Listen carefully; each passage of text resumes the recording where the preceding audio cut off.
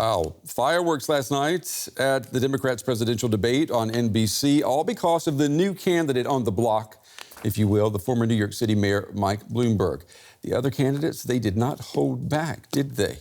Julius from Laar is here with me at the big table. He is a political campaign consultant and veteran of the 2008-2012 Obama campaigns. I mean, it's what we're looking at anyway is unusual to have this many candidates this late in the season. And now we've got this billionaire who says he's a Democrat who wants to be president. How do you read all of that? Right. Former Republican, mayor of New York, billionaire who just enters the race. And I mean, let's face it, all those candidates on stage were ready for Mike Bloomberg. They had their opposition research done.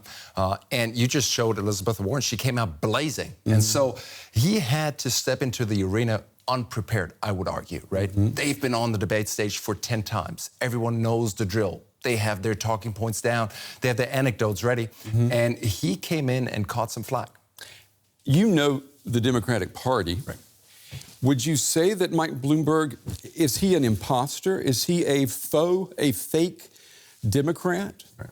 I mean, I think Democrats take issue to someone who just says, oh, look, I'm going to skip the first states, right? Iowa, New Hampshire, and Nevada, and South Carolina. I'm just going to enter on Super Tuesday, and I'm just going to spend, close to $2 billion. This is what they're saying on this. Of his own money. Of his own money, not taking any donations. Yeah. I think you could also make the case, though, that Mike Bloomberg actually took on some pretty progressive issues. I mean, he spent tremendous amounts of money, of his own money, to fight climate change, to fight for, stricter gun regulations. So I would actually argue that, to a certain extent, he helped elect a slash of Democratic progressive leaders in the 2018 midterm election. So, it goes two ways.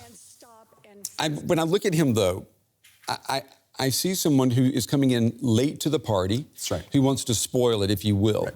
And the Democratic Party itself, should it allow someone to do that? I mean, just in terms of, if you're looking at party politics, right, and putting people out there to become the candidate, right, I mean, is it kosher what he's doing? Well, it's certainly an experiment because, again, it's not been done before.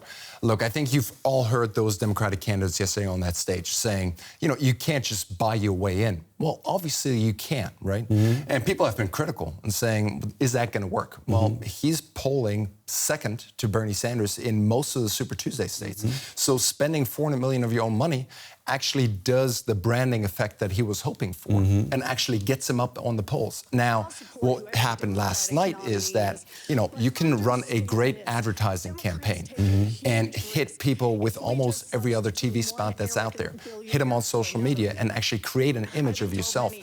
Now, he went on the debate stage yesterday, and then people actually got to see the real Mike Bloomberg. And if there's too large of a discrepancy there, the house will start crumbling. And that's what happened last night. Let me ask you this before we run out of time. The U.S. President Donald Trump, his approval ratings are at an all-time high. 49%. And he is just coming off of this frenzy of pardoning people, white-collar criminals, that's right, who all have some type of connection to him. And yet his approval rating is not suffering. Right. As a political campaign strategist, how do you explain that?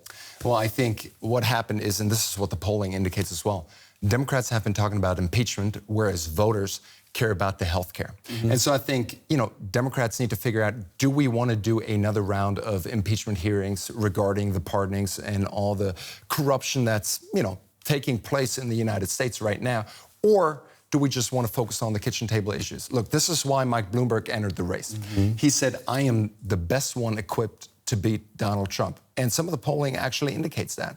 Now, he has to prove that point. And, the caucus is happening on Saturday. Yeah. South Carolina is happening. And then, of course, the big question is what happens on Super Tuesday. I'm sure we'll be talking about that. Do you believe the polls?